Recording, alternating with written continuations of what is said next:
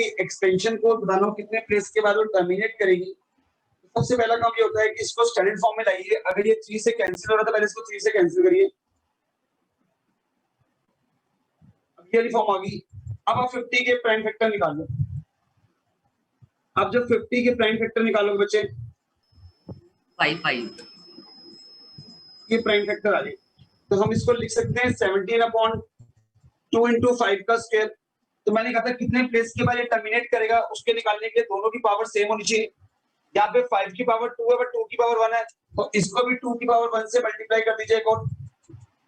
2 की पावर 1 से मल्टीप्लाई करेंगे तो बच्चे जनरली ये पावर सेम होगी।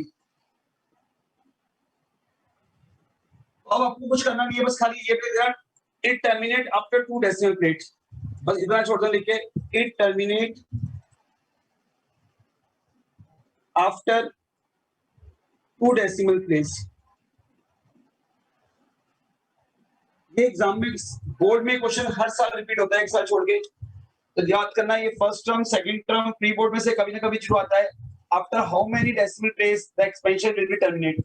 तो उसको करने का सिंपल तरीका होता है कि सबसे पहले इनके आप लोग को प्राइम नंबर में कन्वर्ट कर लो। अगर किसी फैक्टर से कैंसिल हो रहा है कैंसिल करके इसको स्टैंडर्ड फॉर्म में ले आओ। उसके बाद 50 के प्राइम फैक्टर निकाल लो।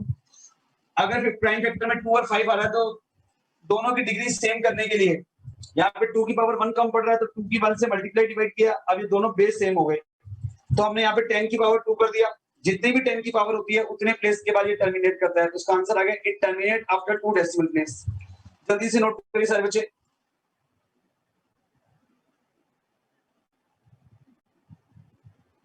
यहां तक का कंसेप्ट क्लियर सबको? नेक्स्ट करेंगे। देखिए जी नेक्स्ट क्वेश्चन, ये सारे क्वेश्चन बोर्ड में आते हैं, ध्यान से करना बच्चे, अपनी लाइफ से मजाक मत करना, क्योंकि ये साल सिर्फ आपका 1 साल नहीं है, पूरे 10 सालों की आपकी मेहनत है। तो अगर गलती से भी आपने इसको मजाक में ले लिया तो रिजल्ट खराब कर लोगे पूरे अपना। अब देखिए जी क्वेश्चन नंबर 2।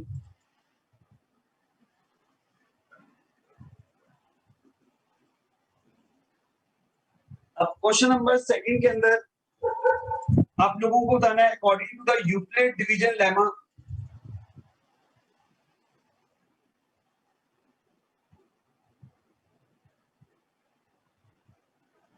आपको every integer express in the form of bq plus r, और सबको ये बात पता होनी चाहिए कि जो r की वैल्यू होती है वो लाइज करती है greater than equal to 0 less than equal to b।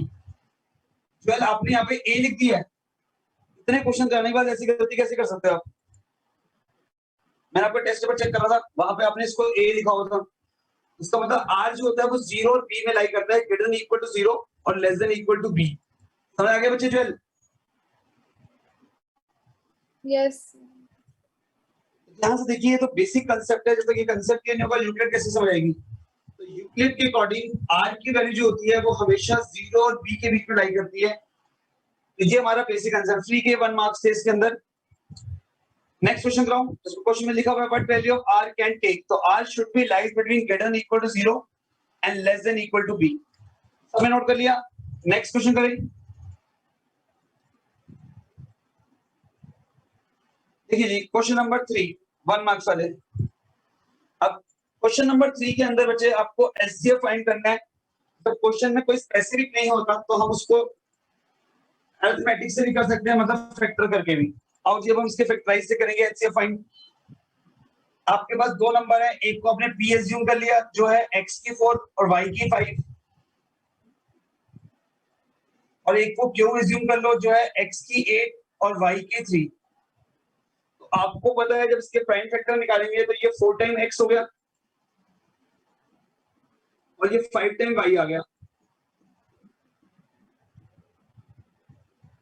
यहाँ पे x 8 टाइम्स मल्टीप्लाई हो गया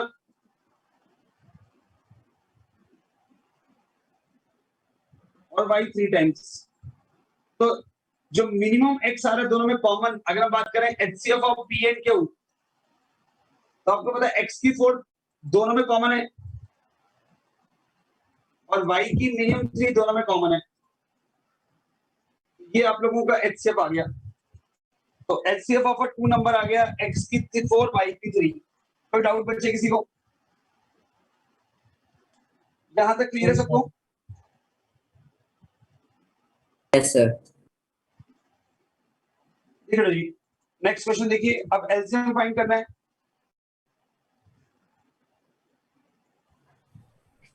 ये देखो जी,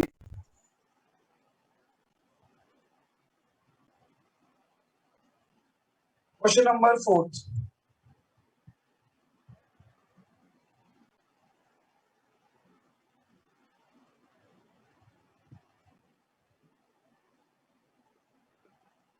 क्वेश्चन नंबर 4 में आपके पास दो नंबर है 14 और 122। इसमें फाइंड करना है एलसीएम।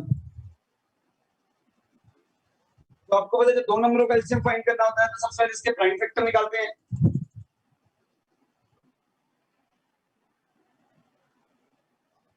अब आपको पता है 14 के प्राइम फैक्टर हो गए 2 into 7,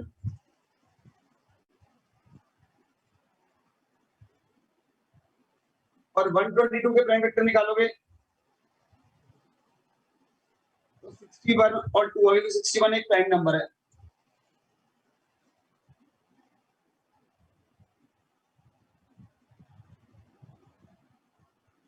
इन दोनों में जो कॉमन टर्म आ रही है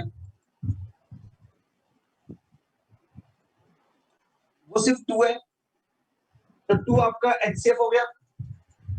अब बेटा जब इसका एलसीएम फाइंड करेंगे उसको निकालने का फॉर्मूला है product of two number upon their HCF. ये वाला फॉर्मूला होता है, तो फॉर्मूले भी साथ साथ लिखते हुए याद रखें, product of two number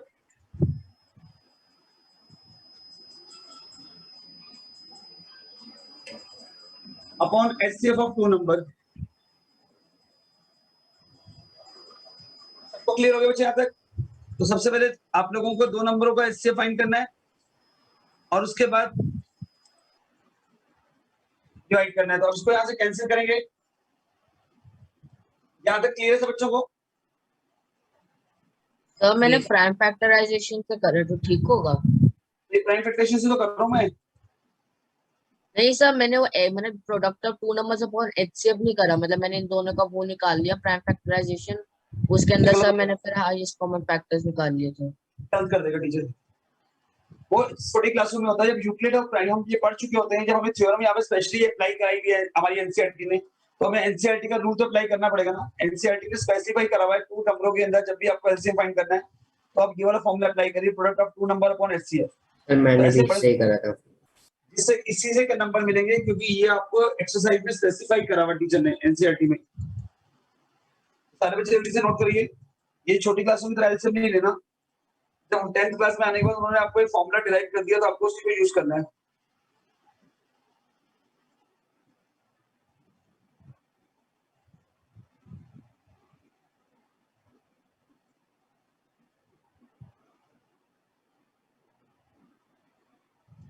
clear हो गया बच्चे? Yes sir. क्वेश्चन करें, देखिए जी,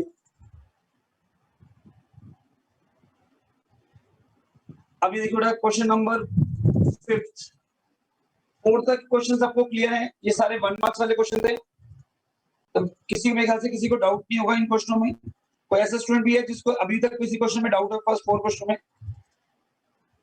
हाँ जी साहिल, क्लियर है कांसेप्ट? सेक्शन बी स्टार्ट कर दूं? Yes sir. ये फर्स्ट 4 क्वेश्चन बहुत बार एग्जाम में रिपीट भी कराए हुए हैं और आपको भी सारे क्वेश्चन कराए हुए हैं, इससे मेरे ख्याल से इसमें गलती के चांस नहीं होने चाहिए आपके। अब हम बात करते हैं क्वेश्चन नंबर 5 की, जो सेक्शन बी है। अब देखिए बच्चे, जब सेक्शन बी वाला क्वेश्चन आता है तो किस तरह उसको अटेम्प्ट करना है, सारे बच्चों को ध्यान देंगे। ये देखिए भाई,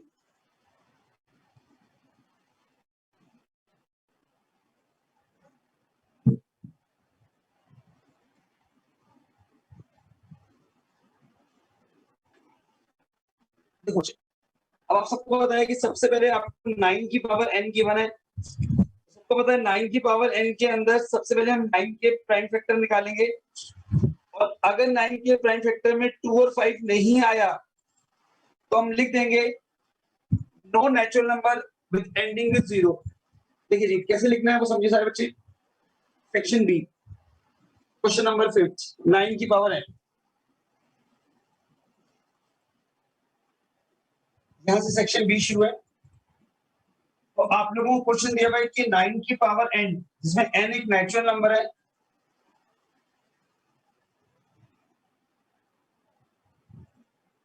चेक करना है whether it is ending with digit 0।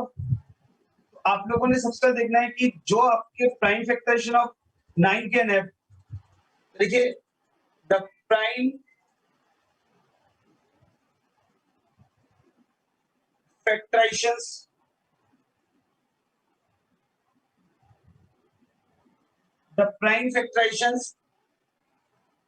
of 9 की power n would contain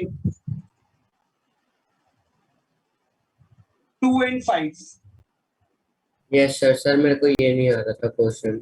The prime factorization of 9 की पावर n would contain 2 की n और 5 की n। ठीक है जी, यहाँ तक क्लियर हो गया। जबकि यहाँ पे आएंगे 3 की पावर n आ रहा है और आने चाहिए 2 की n। ठीक है जी, जबकि यहाँ तक क्लियर है बच्चे?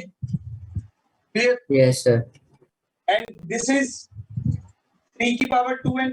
अगर आप इसके फैक्टर निकालते हैं 9 के, तो यहाँ पे 3 into 3 आता है। इसका मतलब है यहाँ पे अगर 9 के हम फैक्टर निकालते हैं तो वो 3 into 3 क्या आता है?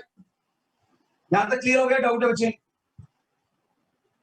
यस सर, क्लियर है। तो हमने क्या देखा, जो प्राइम फैक्टर ऑफ हमारा 9 है वो अदर देन 2 and 5 है, so that the prime factor of 9 contain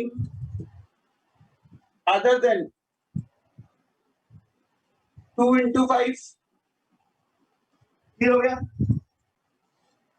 by fundamental theorem of arithmetic guarantees that, अब वो गारंटी करेगा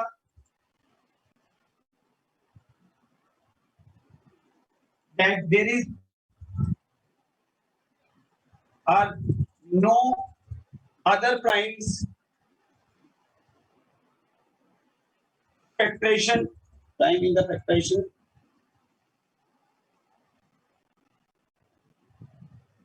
आगे बच्चे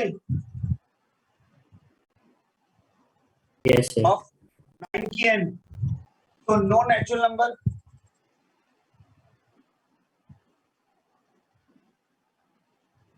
n for which 9 की power n end with digit 0। अब चलिए, the prime factor of 9 would be contained 2 k and 5 k, ये condition है। the prime factorization of 9 would be contained 2 k and 5 k, तो this is a 3 into 3, जबकि यहाँ पे 3 into 3 आ रहा है, so that the prime factorization of contain other than 2 and 5, so by the fundamental theorem of guarantee that there are no other prime in these factorizations, so the no natural number n for which 9 की n digit ending with 0। तो अब क्या देखा कि किसी भी number को 0 से एंड होने के लिए उसके प्राइम फैक्टर में 2 और 5 आने चाहिए। वुड बी कंटेन, कोई मैटर नहीं करता, कोई इशू नहीं होता, अगर वो मीनिंगफुल होगी तो नंबर मिलेंगे। सेम टू सेम लैंग्वेज की जरूरत नहीं होती केवल, बस ये कंसेप्ट समझाना है कि तो 9 की पावर n है उसके फैक्टर में 2 और 5 आना चाहिए, बट आपका 2 और 5 के अदर आ रहा है, तो ये गारंटी दी जाती है फंडामेंटल थ्योरम में कि ये जो नंबर है कोई भी नेचुरल नंबर विद 0 से एंड नहीं होगा। इसको अपनी लैंग्वेज में एक्सप्रेस कर सकते हो, कोई टेंशन नहीं है। तो सिंपल लिखेंगे the prime factorization of 9 n would be contain 2 k and 5 k, but यहाँ पे जो 9 के फैक्टर निकाल रहे हैं वो 3 into 3 आ रहा है, which is other than 2 k and 5 k, so it is guaranteed that the fundamental theorem of arithmetic no natural number, ठीक है जी, which ending with 9 की पावर with 0। क्लियर हो गया? डाउट है आपको? इसका मीनिंग समझ आ गया? हाँ जी, कोई ऐसा स्टूडेंट जिसको Yes, डाउट sir. है? तो इसका मतलब n की किस वैल्यू के लिए 1 2 3 किस वैल्यू के लिए यहाँ पे सॉल्व करने पर इसके यूनिट प्लेस पे 0 आ सकता है, तो हम कह दिया कि इसकी n की किसी वैल्यू के लिए भी इसको सॉल्व करने पे यूनिट प्लेस पे 0 नहीं आ सकता, क्योंकि 9 के प्राइम फैक्टर में 2 और 5 नहीं आ रहा। जब किसी नंबर के प्राइम फैक्टर में 2 और 5 कंटेन नहीं होता तो फंडामेंटल थ्योरम के अकॉर्डिंग वो कभी भी एंडिंग विद 0 नहीं होता, मतलब उसके डिजिट प्लेस यूनिट प्लेस पे कभी भी 0 नहीं आता किसी भी नेचुरल नंबर में। समझ आ गया बेटा जी? कोई डाउट तो नहीं है? इसको रब कर दूं? Yes sir. तो कोई स्टूडेंट को कोई डाउट नहीं है, आगे कंटिन्यू करें। देखो बेटा जी, अब इसी क्वेश्चन का जो नेक्स्ट पार्ट है उसमें कह रहा है without actual division find the types of decimal expansion. तो मैंने आपको बताया डेसिमल एक्सपेंशन का मतलब या तो टर्मिनेटिंग है, नॉन टर्मिनेटिंग, रिपीटिंग है। तो ये बात सबको पता होना चाहिए कि जब कोई नंबर अपनी स्टैंडर्ड फॉर्म में होता है, पी बाई क्यू की फॉर्म में, तो आपको ये बात पता है कि या तो वो टर्मिनेटिंग डेसिमल होता है, नॉन टर्मिनेटिंग रिपीटिंग डेसिमल होता है, ये बात सबको पता है कि जब भी कोई नंबर p बाई q की फॉर्म में है जिसमें p एंड q को प्राइम है, तो उस केस में जब q के प्राइम फैक्टर निकालते हैं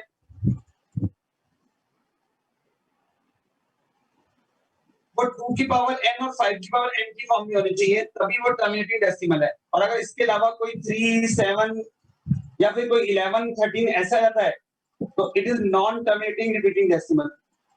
तो प्राइम फैक्टर में खाली 2 होना चाहिए, खाली 5 या 2 और 5 दोनों, बट इसके अलावा कोई अदर फैक्टर नहीं होना चाहिए। ये कंडीशन होती है टर्मिनेटिंग डेसिमल की, the prime factor of q must be contain only 2, only 5 या 2 और 5, but not other than 2 and 5। और जिसके प्राइम फैक्टर में 2 और 5 के अलावा कोई भी अदर प्राइम फैक्टर है 3, 7, 11, 13, तो वो एक नॉन टर्मिनेटिंग रिपीटिंग डेसिमल होता है।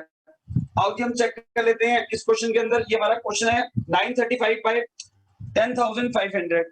तो सबसे पहले आप लोग इसको को प्राइम नंबर में ले आइए। ये आपका नंबर हो गया 935 अपॉन 10,500। पहले अगर 5 से हम कैंसिल करें इसको तो 5 1 5 1 5 5 8 40 5 7 35। कोई डाउट किसी को? यहाँ तक कोई डाउट तो नहीं किसी को भी? देखो जी अब आपको पता है 187 किसके टेबल में जा रहा है? हाँ बच्चे बोलो। सर आपकी जो राइट साइड बोर्ड किया वो विजिबल नहीं है क्योंकि वहां पर एक लाइट पड़ रही है थोड़ी। हाँ यस सर। अब क्लियर है? Yes sir it's clear. अब हम लोग इसके भी प्राइम फैक्टर निकालते हैं। अगर प्राइम फैक्टर निकलते हैं तो 2100 के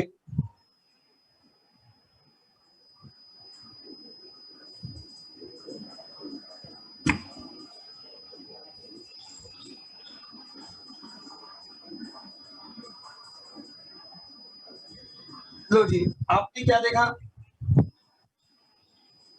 इसके प्राइम फैक्टर में क्या क्या आ गया? 2 की पावर 2, 5 की पावर 2, 3 और 7। उसका प्राइम फैक्टर में 3 और 7 भी कंटेन हो गया। ठीक है जी तो क्या लिखेंगे? The prime factor of q, the prime factor of q should be contained, ठीक है जी, p up 2kn and 5kn, but the actually the prime factor of q must contain other than 2kn 5kn। यहाँ पे जो q के prime factor है वो other than 2kn और 5kn है, so therefore it is non terminating repeating decimal। ये हमारा एक नॉन टर्मिनेटिंग रिपीटिंग डेसिमल है। सबको क्लियर हुआ है? डाउट है बच्चे? क्योंकि जब आपने इसके प्राइम फैक्टर निकाले तो इसके प्राइम फैक्टर में अदर देन 2 एंड 5 आ गया। कोई डाउट? No sir. क्लियर है बिल्कुल? Yes sir. चलिए जी सारे बच्चे जल्दी से नोट करो, अगला नोट करें। ये हमारा कौन से टाइप का डेसिमल है? नॉन टर्मिनेटिंग रिपीटिंग डेसिमल, मतलब बार वाला। तो जब इसको आप एक्चुअल डिवाइड करोगे तो सेम नंबर रिपीट हो जाएगा, ये टर्मिनेट नहीं करेगा। It is a non terminating and repeating decimal. सबको क्लियर हो गया? कोई डाउट नहीं किसी को? तो बहुत सिंपल क्वेश्चन थे। अगर आपने प्रॉपर तैयारी करी होती तो कभी भी आपके मार्क्स नहीं कट सकते थे, क्योंकि कोई डिफिकल्ट कॉम्प्लेक्स मैंने नहीं दिया क्वेश्चन।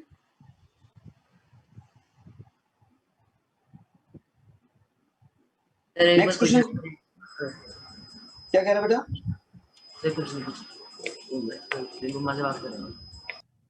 नेक्स्ट क्वेश्चन स्टार्ट करें। Yes sir. देखिए yes sir. Question number 7 section B का लास्ट क्वेश्चन। क्वेश्चन नंबर 7 में कह रहा है show that the square of any odd integer in the form of 4n + 1, ठीक है जी, फॉर सम इंटीजर m। आओ जी स्टार्ट करते हैं। तो सबसे पहले आपने लेट कर लिया, let any positive odd integer be A. हमने यहाँ पे a लेट करा है, कोई भी पॉजिटिव ऑड इंटीजर। आपको सबको पता है कि a always express in the form of bq + r, but इस क्वेश्चन में आपने 4m प्लस 1 की फॉर्म में लाना है किसी भी नंबर का स्क्वायर, तो इसका मतलब b को आप 2 भी ले सकते हो और 4 भी ले सकते हो, क्योंकि 4 के प्राइम वेक्टर 2 भी होते हैं। तो अगर b 2 है तो r की वैल्यू 0 1 होगी। यहां तक कोई डाउट तो नहीं है? No sir. तो एक सिंपल सी बात है, तो इसका मतलब a की वैल्यू 2 हो सकती है, 2 क्यूब प्लस 0, 2 क्यूब प्लस 1। हाँ जी, यहां तक कोई डाउट तो नहीं है? अब आपको क्वेश्चन में कह रहा है कि a ऑड नंबर है, तो ऑड नंबर कौन से होते हैं? जो कभी भी 2 से डिविजिबल ना हो, जबकि 2 क्यूब तो 2 से डिविजिबल है, तो इसका मतलब a की वैल्यू पॉसिबल क्या हो सकती है? 2 क्यूब प्लस 1, क्योंकि a is not equal to 2 cube because it is divisible by 2। समझ आया कि नहीं आया? तो a की दो वैल्यू निकलती है, एक 2 क्यूब और दूसरा 2 क्यूब प्लस 1। अब a की वैल्यू 2 क्यूब तो हाँ जी बेटा।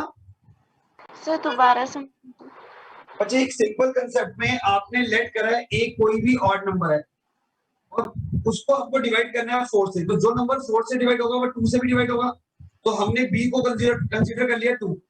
तो अगर b 2 है तो रिमाइंडर की वैल्यू 0 या 1 होगी, क्योंकि आपको पता है जब भी b 2 होता है तो रिमाइंडर b से छोटा होता है, तो रिमाइंडर की वैल्यू 0 या 1 आ गई। तो अब ऐसे केस में आप, हाँ जी बेटा। सर लेकिन इसमें मैंने 0 1 2 3 चारों से कर दिया था, तो सही होगा? एक ही नंबर दिखाना था ना, जैसे 4m प्लस 1 की फॉर्म में लाना, चारों लिखने की क्या जरूरत है? तो सीधा सर एक से स्क्वायरिंग चारों की करी थी, लेकिन फाइनल आंसर में बस 2 ही कोई नहीं, लिखे थे। कोई प्रॉब्लम देखते हैं, यहाँ तक आ गया। अब आपको पता है कि r की वैल्यू दो वैल्यू होगी 0 या 1, तो इसका मतलब a की वैल्यू 2 हो सकती है, या तो 2 क्यूब प्लस 0 या 2 क्यूब प्लस 1। अब आपको पता है 2 क्यूब प्लस 0 तो और इवन नंबर है, तो जबकि उसने कहा था a तो ऑड नंबर होनी चाहिए, तो चारों वैल्यू कैसे पुट करोगे? तब उसने कहा है कि a ऑड नंबर है, तो फिर इवन क्यों पुट करोगे? इसका मतलब a की वैल्यू ये तो हो ही नहीं सकती। क्वेश्चन में स्पेसिफाई लिखा है a ऑड नंबर है, ऑड नंबर कभी 2 से डिवाइड नहीं होता, तो इसका मतलब a तो ये हो ही नहीं सकता, तो इसका मतलब a कैन बी। ठीक है जी, समझ आ गया? तो यहाँ पे a कैन बी क्या था? 2 क्यूब और 2 cube plus 1, but a 2 cube तो हो ही नहीं सकता क्योंकि 2 डिविजिबल है, इसका मतलब a क्या हो गया? 2 क्यूब प्लस 1। अब वो कह रहा है कि अगर a का स्क्वायर करें, क्वेश्चन का मतलब समझो कि अगर a का स्क्वायर करें तो वो इस फॉर्म में आना चाहिए, 4m प्लस 1 की फॉर्म में। और जी स्क्वायर करते हैं तो ये हो गया a square plus b square plus 2ab। जब आपने इसको सॉल्व करा बच्चे, तो ये आंसर क्या आ गया आपका? इन दोनों में से 4 कॉमन ले लो, ये सीधा सीधा 4m प्लस 1 की फॉर्म में आ गया, जहां पे m जो है वो हमारा क्यू स्क्वायर प्लस क्यू है। सिंपल वाला शिवम, समझ आया कि नहीं आया? यस सर, आ गया। एक सिंपल कंसेप्ट में जब ऑड नंबर की बात कर रहे हैं तो चारों नंबर क्यों लोगे? क्वेश्चन को ध्यान से पढ़ोगे ना, जब क्वेश्चन में लिखा हुआ है a एक ऑड नंबर है, तो a की जो पॉसिबिलिटी है उसमें जो इवन पॉसिबिलिटी है उसको हटाओ और जो ऑड पॉसिबिलिटी है सिर्फ उसी का स्क्वायर करो। अगर आपने 4 भी लिया है तो उसमें आपको 2 और 0 लाना पड़ेगा, खाली 1 और 3 लेके चलना पड़ेगा। समझ आया कि नहीं आया? चारों कैसे ले सकते हो? यस सर, आ गया सर। क्वेश्चन में स्पेसिफाई करा है a एक ऑड नंबर है। हाँ जी, सबको क्लियर हो गया? कोई doubt? No sir. No sir. Next करें?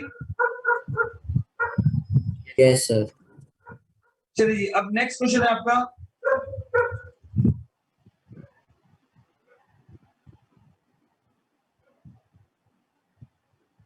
देखिए बच्चे,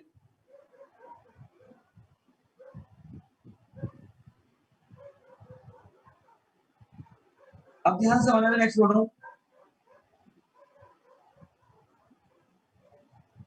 नेक्स्ट क्वेश्चन के अंदर बेटा जी आप लोगों का सेक्शन सी शुरू हो रहा है, जिसके अंदर सबसे पहले आप लोगों को इरेशनल नंबर प्रूफ करना है, क्योंकि इसके अंदर रूट 5 इरेशनल नंबर दिया नहीं हुआ। तो पहले रूट 5 को इरेशनल प्रूफ करो और उसके बाद उसको रिजल्ट यूज करते हुए शो कर दो 3 माइनस 2 रूट 5 भी एक इरेशनल नंबर है। देखो जी कैसे। तो सबसे पहले हम रूट 5 को इरेशनल नंबर प्रूफ करेंगे। आप सबको पता है जब रूट 5 को इरेशनल प्रूफ करना होता है तो सबसे पहले हम लेट करके चलते हैं, let root 5 is a rational number. और जब भी कोई नंबर रैशनल नंबर होता है बेटा तो वो ऑलवेज p बाई क्यू की फॉर्म में होता है, जिसमें p एंड q को प्राइम है। ये हमारी एजम्पशन है। अब जब हमने ये एजम्पशन ली है कि p एंड q को प्राइम है, तो जब हम इसको क्रॉस मल्टीप्लाई करेंगे, अब इसकी स्क्वेयरिंग जब बोथ साइड करेंगे,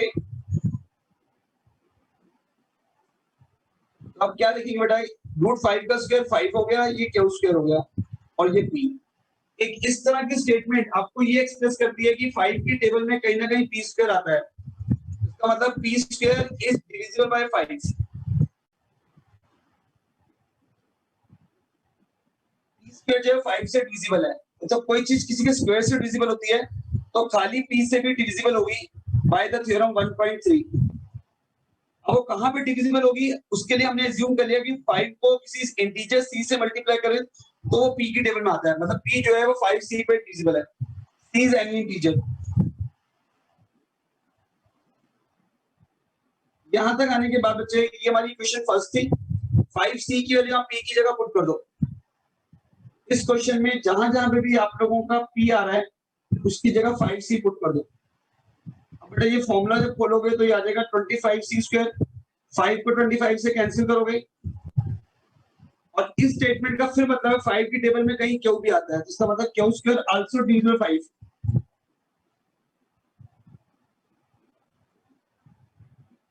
जब क्यू स्क्वायर 5 से डिविजिबल है तो क्यू भी 5 से डिविजिबल होगा।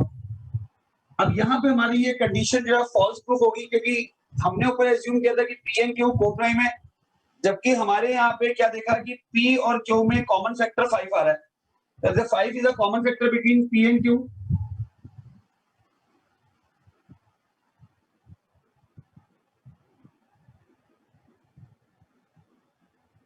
तो जब 5 एक कॉमन फैक्टर है P एंड Q के बीच में, तो इसका मतलब हमारी एजम्पशन गलत है और √5 एक रैशनल नंबर है। तो fact that √5 is a rational number and our assumption is false। जो हमारी assumption हमने ऊपर assume की थी वो हमारी गलत प्रूफ हो गई। इसका मतलब जो हमने assumption ऊपर लेके चले थे वो assumption हमने गलत प्रूफ कर दी, और हमने ये प्रूफ कर दिया कि जो हमने ऊपर लेके किया था √5 एक रैशनल नंबर है, वो √5 एक इरेशनल नंबर प्रूफ हो गया, क्योंकि 5 एक कॉमन फैक्टर आ गया, ये कोप्राइम नहीं है। सबको यहाँ तक क्लियर है, डाउट है? जब आप 5 को प्रूफ कर चुके हो कि वो रैशनल है और इरेशनल है, तो आगे भी 5 हमेशा इरेशनल ही आना चाहिए। बट अगर किसी भी केस में 5 आपका रैशनल आता है तो उसका मतलब वो असम्पशन भी आपकी गलत है। अब उसको यूज करते हुए हम आगे प्रूफ करेंगे, पहले यहाँ तक रख कर दूं, सबने नोट कर लिया? Yes sir. अब इसका मतलब आपने ये प्रूफ कर दिया कि आपका √5 जो है वो हमेशा इरेशनल आना चाहिए, क्योंकि आपने ये पूरी कंडीशन प्रूफ करके दिखाई है कि √5 एक इरेशनल नंबर है। तो लीजिए अब हम इसको यूज करते हुए प्रूफ करते हैं 1/3 - 2√5 भी एक इरेशनल नंबर है। स्टार्ट करें बच्चे आगे? Yes sir. देखिए बेटा जी,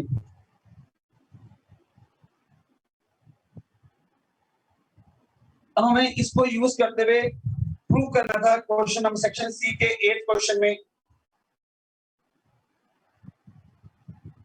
1/3 - 2√5 is also irrational। तो पहले हमने again let 1/3 - 2√5 is a rational,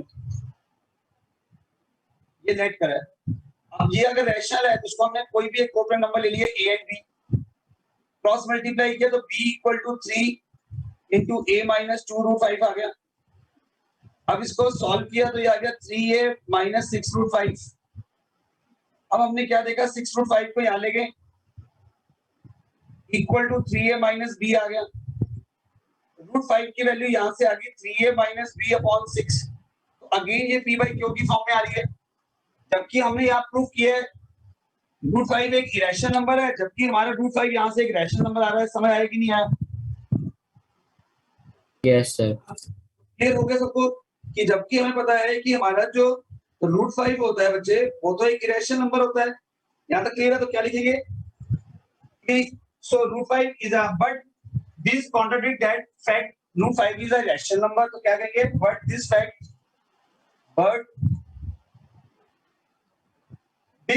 contradict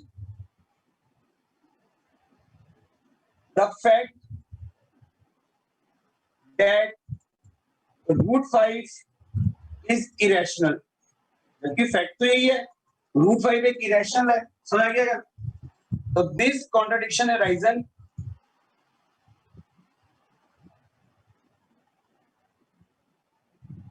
has arisen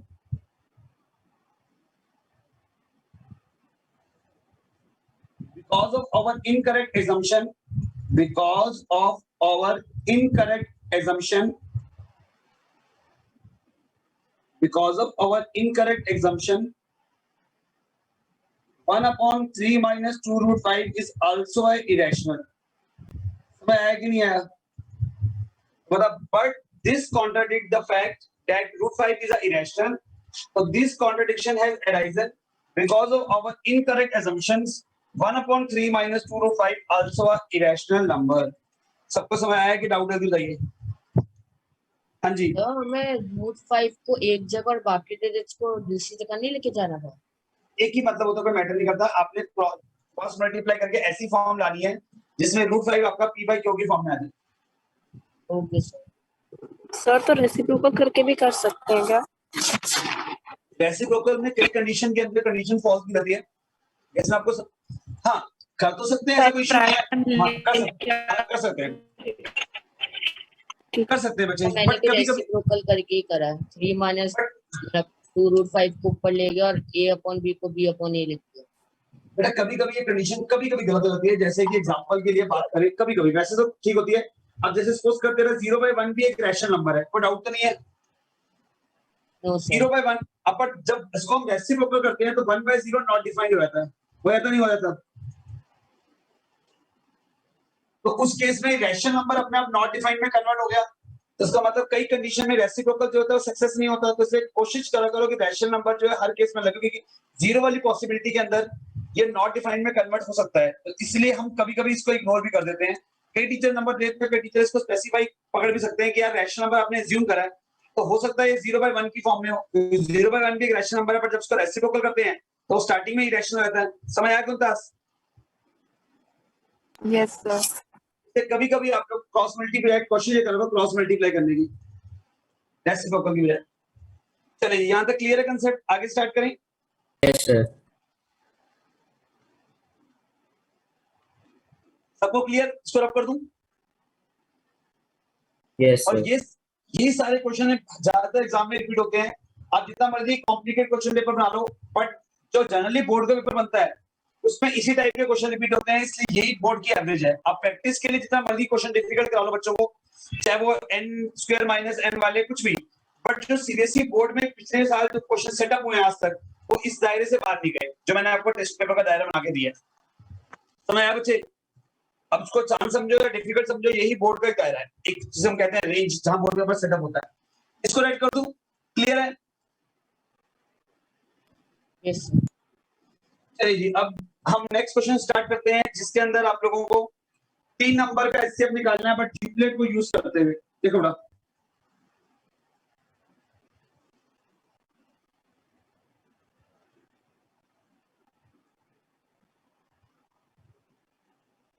हमेशा नोट करना है कि आप जितने मर्जी में से एक्स्ट्रा क्वेश्चन पूछो, जितने मर्जी में एक्स्ट्रा क्वेश्चन कराऊं, पर जो मेरा टेस्ट पेपर होता है वो हमेशा बोर्ड के अकॉर्डिंग बनता है. जिस हिसाब से सीबीएसई बोर्ड में क्वेश्चन पूछे जाते हैं तो उन पेपरों को, मेरे टेस्ट पेपर को कभी भी इग्नोर मत करना. जितने भी मैं क्वेश्चन पेपर आपको बना के दूंगा उनको जरूर लिखना, क्योंकि जितने भी आपके क्वेश्चन एग्जाम में आएंगे बोर्ड पॉइंट ऑफ व्यू से, अपने बोर्ड में, वो इससे दायरे से बाहर नहीं जाएंगे. ठीक है बच्चे? क्योंकि आप जितने मर्जी में से स्कूल के डाउट पूछो, मैं मना नहीं करता, ना मेरे से जो पूछो वो भी, बट जो पेपर का क्वेश्चन पेपर मेरा होता है वो जरूर संभाल के रखा करो, क्योंकि वो सारा एक बोर्ड का जनरली स्टैंडर्ड लेवल होता है जिसमें मार्क्स जो होते हैं वो